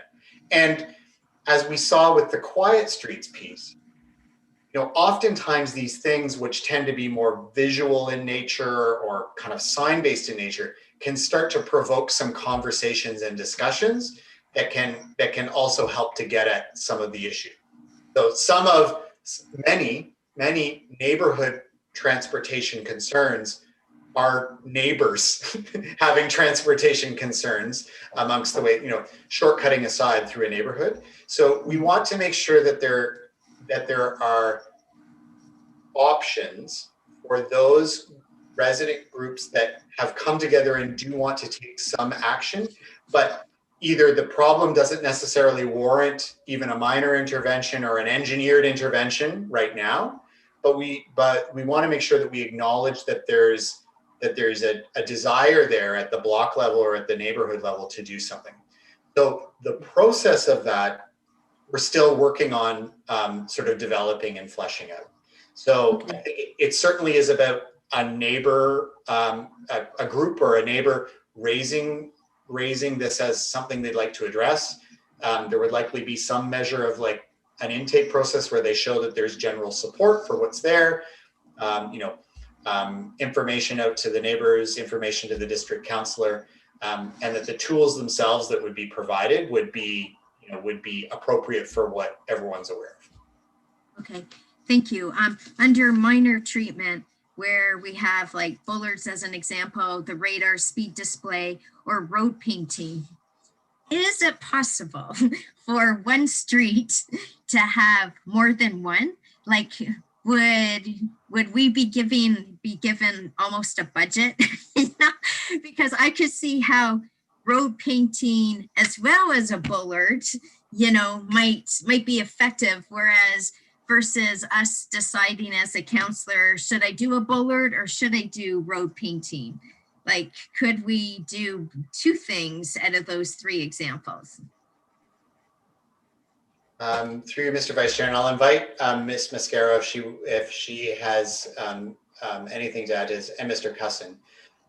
So I think what we would look at is we're interested in identifying that one street that the councillor is interested in affecting a change on. The goal would be that we would then take a look at it and come back with some options about what that would be. So it's not, I don't want to, there are traffic calming programs that exist in Canada and in the province where councillors do have a quote unquote budget that they can like partition out into pieces to install. But I think in our discussions with the consultant and in our discussions sort of looking at what we're trying to get at, it's more about, it kind of goes back to what I was talking about with Councillor Holland earlier. It's about defining what the problem is, and then we can make some recommendations to you about the best suite of tools, tool or suite of tools that would get at that. So I don't, I want to be careful about saying it'll always be like, you get a sign and a bollard. Because again, I think similar to what we talked about from a pedestrian crossing standpoint, I'm less concerned about the capital funding associated with these minor pieces, these minor treatments. And I'm more concerned about the resourcing of our ability to install and the complexity of what installs there. So I get, what I would say is, we will build that out. And this is very good. This is why we brought this report tonight as well, because we want to hear this input into how this could work at the district level. I think the intent would be to understand what the street is and understand what the issue is, and then to provide some options back so that the councillor understands what the best way to get at that would be from the minor treatment pieces we have. Okay, super. Yeah, thanks for that clarification, because to me it sounded based on the answers going to Councillor Holland, was that for the minor treatment, it would be up to us as a counselor to decide, what treatment to pick. And so that's why I was asking if we'd be able to kind of do 2 out of the 3. But if you're going to decide, just as long as we don't reject the street, right? If we say it's this street, these are the concerns, what can we do? Just as long as that street will get something, then I'm happy for you to defer it to staff to say this is what the treatment will be, just as long as that street gets something when we bring it forward. And then my last question is about the engineered approach. So we do have lots of streets that are on that list. And so I'm just a bit unclear about going forward, what happens to all those streets on that list? Are we going to wipe them all out? So if we had a street on that list and say they ranked, number 15, and we know that means it's going to be probably several years before that street might or might never make it up to be number 1. Like, what happens to the list? Like, is there still potential for that street to work up to number 1? Or are we forgetting about that list? And how is a new street ever going to be added to that list? I'm still confused about that part. Through you, Mr. Vice Chair, yes. So the list. So the list, as we know, has got about 60 streets. I think the last time that we looked at it. Similar to what we're talking about here with the process is shifting over to a new process where those ultimate engineered solutions that would go onto the street would typically flow from streets where we've installed minor adjustments where a larger capital project is planned. So for our ability to install 12 measures a year, 1 in each of the districts, to then also, I think any of the engineered kind of that third category of traffic calming wouldn't be necessarily linked to those councillor requests or the list, the old list. It would be linked to where do we have concerns, where do we have minor treatments, and where do those intersect where we're doing other work, and there's a chance to formalize that. So the list, we wouldn't be selecting from the list to do, we wouldn't be doing 12 interventions of a minor nature, plus say the 3 streets that we were typically doing a year. So for instance, this year, we have 7 streets that are identified, sort of 5 locations, 7 streets. But the implementations that we're doing on those streets are these minor type of implementations. So again, I believe that that's the approach, and Ms. Mascaro can correct me if I'm wrong, because she is in charge of the design details of that. But again, it's selecting from those minor treatments, a suite of minor treatments, depending on what best addresses the issue. And then we would formalize that later as part of some larger capital projects. I see Ms. Mascaro is there, so she could perhaps confirm that, or Yes. correct me if she's joined. And I believe she had her hand up earlier. I'll recognize Ms. Mascara. Thank you, and through you, Mr. Chair. So that's correct. So with the streets that we're looking at for this year, the 7 streets are identified for minor measure implementations. We're looking at different options depending on the context of the street. So it may not be 1 measure or 2 measures, and it won't necessarily be the same. It depends on the location and the issues at play. So it may be a combination of driver feedback signs and some bollards, or street painting, or different combinations, again, depending on the street. And then to answer kind of the other piece about the capital implementations, so another example of where that might come up is actually in the pedestrian crossings.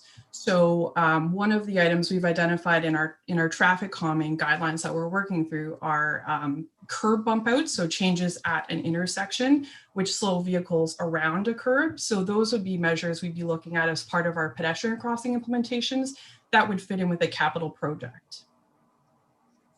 Okay. Thank you. Thank you. Yeah. Through you, Mr. Vice Sure. Chair. So when we were just talking about the 7 streets, are those like, we submitted 2 streets in April of this year.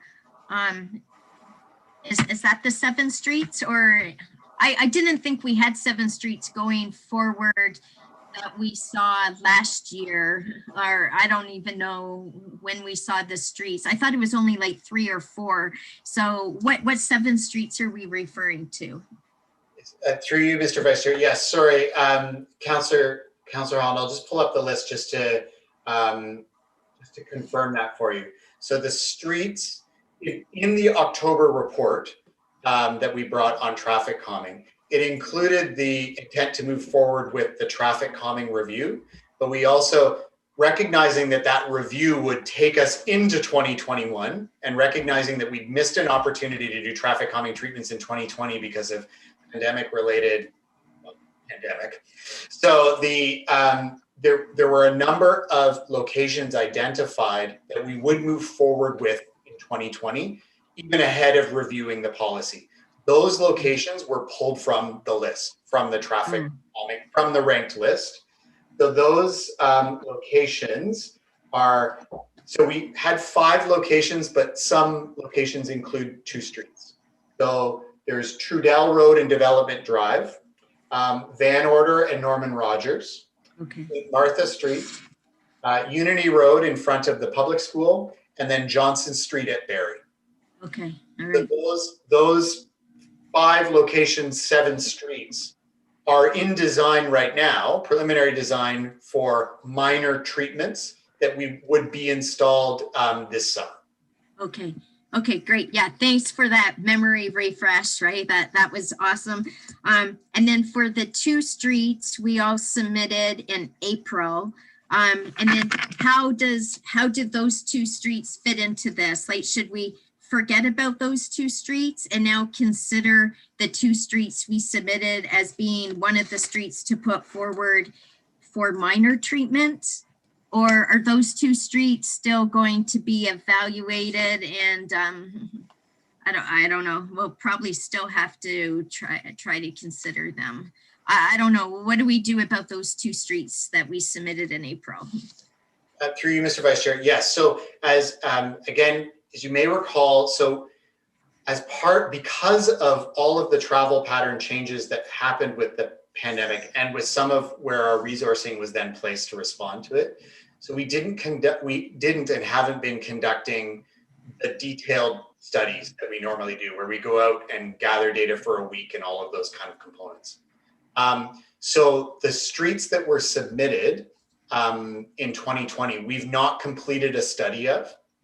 And the intent would be that if this policy, if the city adopts this policy approach, that we wouldn't complete the detailed study on those locations, but those certainly could be locations that you as a district councillor would identify for the minor treatment, the annual minor treatment that you can then select.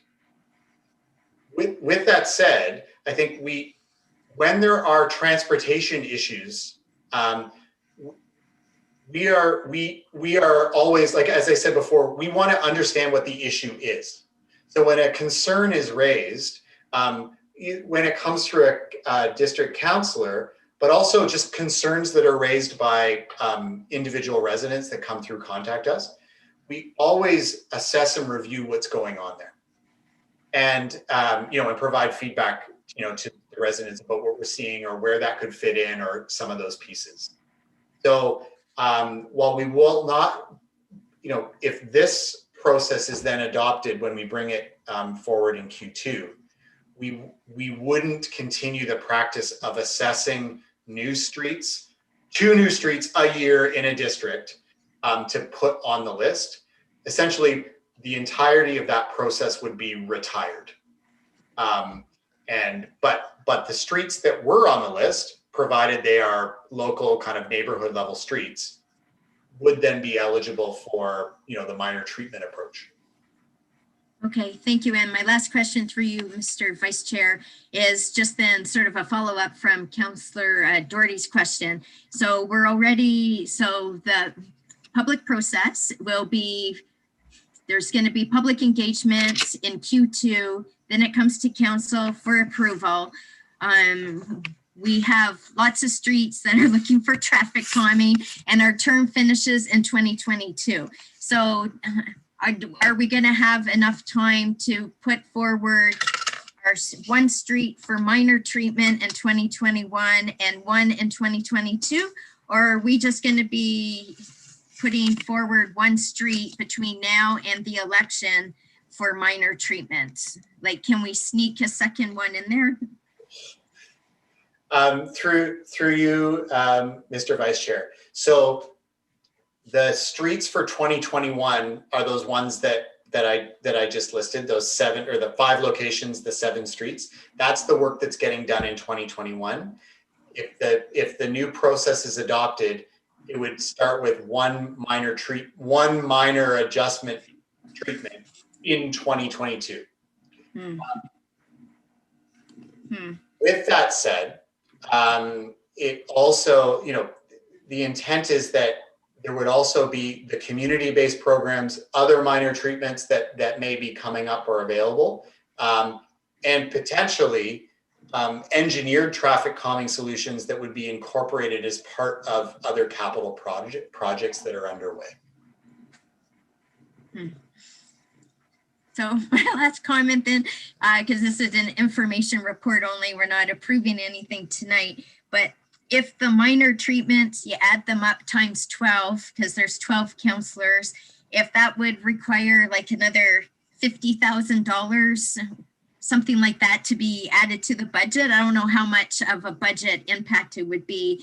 I think us as counselors, we would really appreciate if we could maybe put, like 2 minor treatments in, because the streets that we put forward in April, like I'll just say an example, right? I put forward Lincoln Drive, right? The residents who submitted speeding concerns on Lincoln Drive, they're going to be really disappointed to hear there's no traffic calming. And I still have in my district, just to use my district as an example, Woodbine Road, to try to implement something. So now I'm going to have to pick between, doing something for Woodbine Road or doing something minor treatment for Lincoln.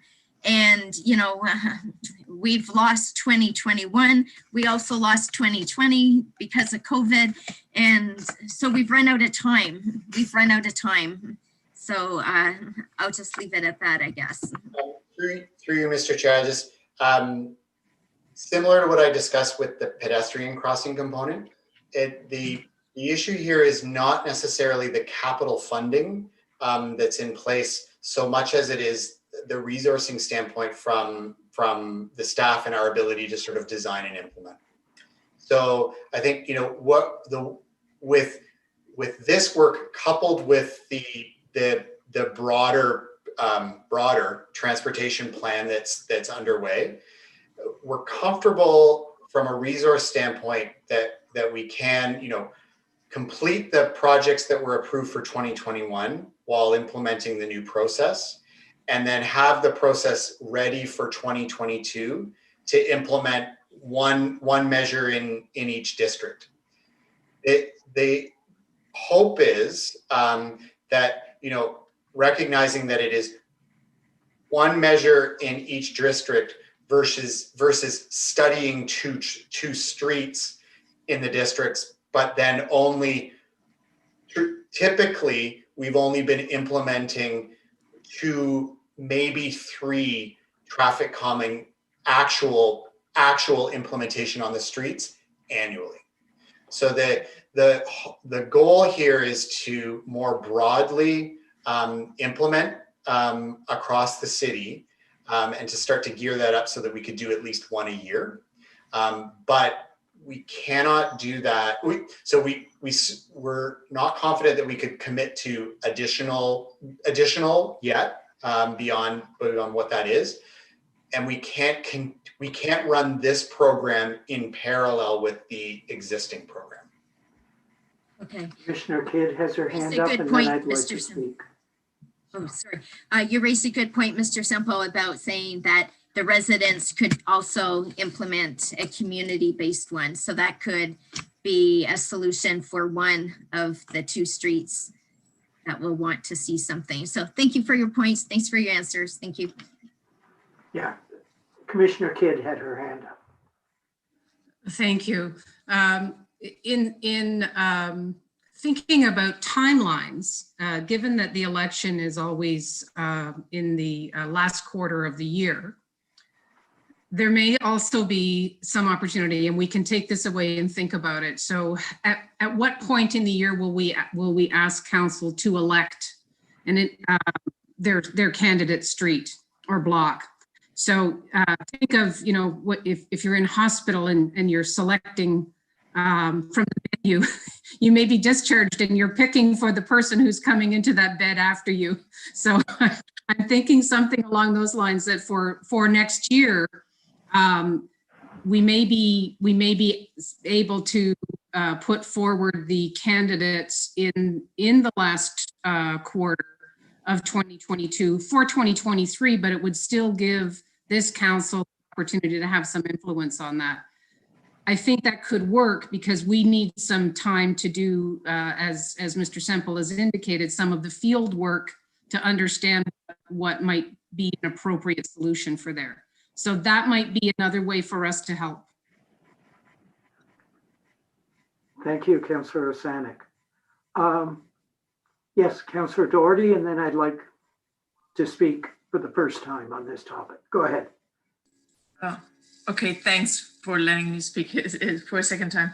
I just want to just talk about the community approach. I think we have to make sure that we don't give the impression that, well, we couldn't do it, now we're counting on the community to do the work. So I think when I hear what you're saying, Councillor Osanek, because you have 2 streets, and you know, I do too. I got to figure out which lucky one it's going to be, but we have to be really. I can anticipate almost the criticism saying, "Oh, now you know."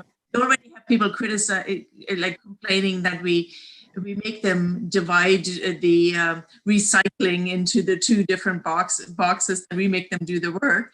And I could just imagine that some groups, we have to be just conscious that the community approach has to come from the community. to really, and I think city staff have to help with that too, that it is something that comes from the community, and it's not that, oh, we can't afford it, therefore you guys do it. The messaging around that will have to be quite delicate and mindful of that. Thank you. Councillor Howland, would you recognize me? I do. Go ahead. Thank you very much. I recognize Councillor Bosanik's frustration on this. I'm not running again, so I'm not speaking on behalf of myself.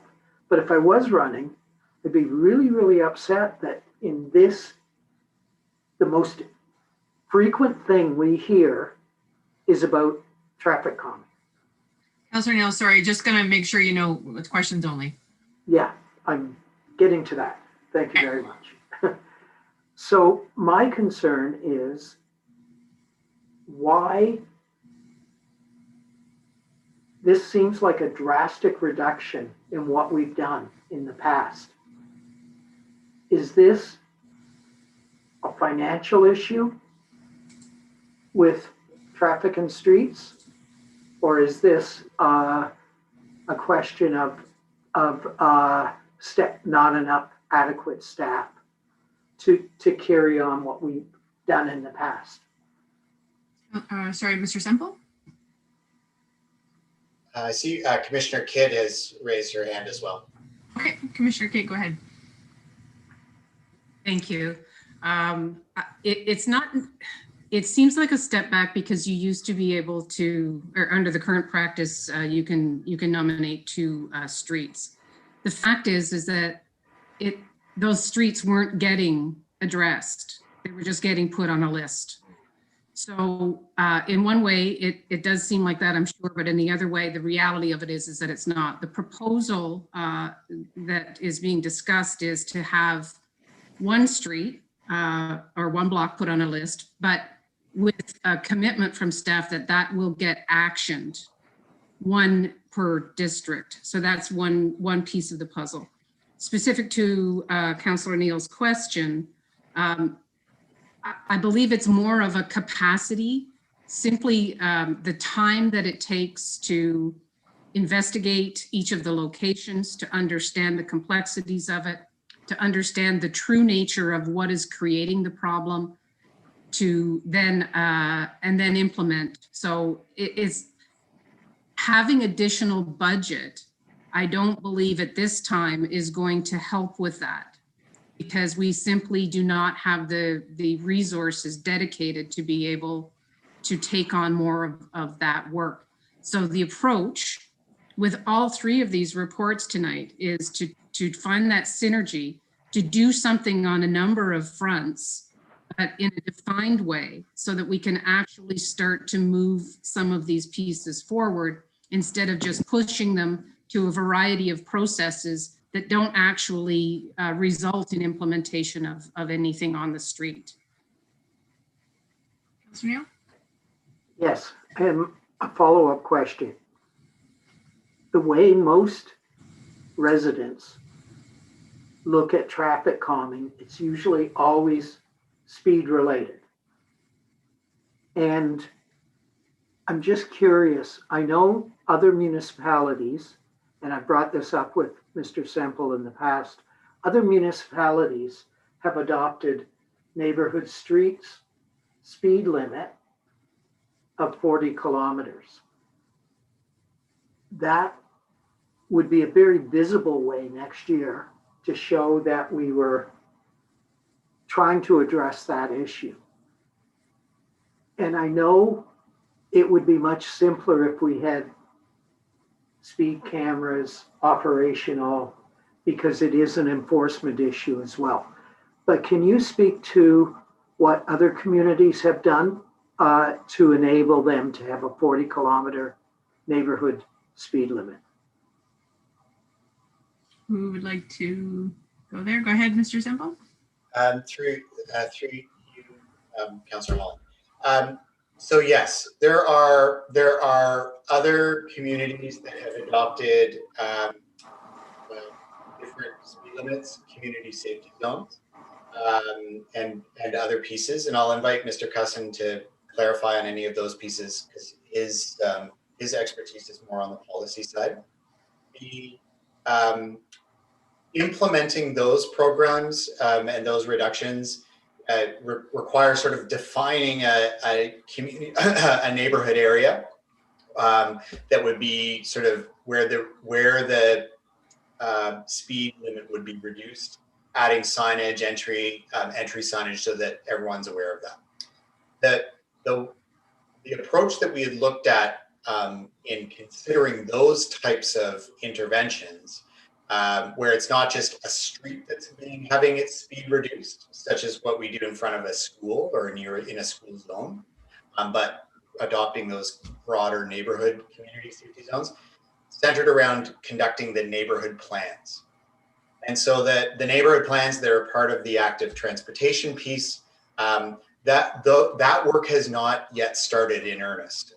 It's starting now in the context of the Safe Routes to School programs that we're launching. So the schools that we're working with, and we've restarted to work with one school in the West End to then develop some of the action plan that comes from that, which includes a variety of things. So we've not adopted we don't have work underway looking at a blanket speed limit reduction in a neighborhood or across the city. There is a lot of work that goes into something like that, and certainly the implementation of that. That would again, I think, to Ms. Kidd's point, speak to some of the way in which resourcing would be allocated. So you're not at this time considering that or doing some of that preliminary planning? So I think for clarity, Councillor Neal, what we're doing right now is from a road safety standpoint is we're in the midst of implementing the red light camera program. We have an information report that we're preparing on the automated speed limit or the photo radar pieces that are coming that we will bring in Q2. And I think from that discussion, we would be able to understand what those next steps are. Speed limit reductions combined with some of these traffic calming pieces that we're talking about could be considered as part of when we work on some of those neighborhood plans. But I don't have any implementation timing for that component. Okay, thank you. Great. I return the chair. Okay. Are there any members of the public, Elizabeth, who would like to speak to this issue? Mr. Chair, we do have a hand raised from Mr. Healy. I'm just going to ask him to unmute so he can address the committee. Hello, Roger. Hello again. Thank you very much. Very interesting discussion, and I just want to give my 2 cents worth here, as having spent a lot of time trying to promote active transportation. And I hope it doesn't sound too self-serving to point out that every dollar that is spent improving active transportation infrastructure or programs or whatever, anything spent towards improving active transportation leads to reduction of traffic. And that's one of the best traffic calming solutions available to you in many cases that's never even discussed. Traffic reduction can happen in very serious ways, especially if we target the short trips that people make by car, by single occupancy vehicle, could easily be replaced by an active transportation trip or transit or whatever. So just wanted to point that out. But I also wanted to mention that I definitely have a lot of sympathy for what the city staff is trying to do. Traffic calming is a very complicated problem, as you've indicated. And I think a lot of the solutions they're proposing offer some flexibility in how to approach this. Again,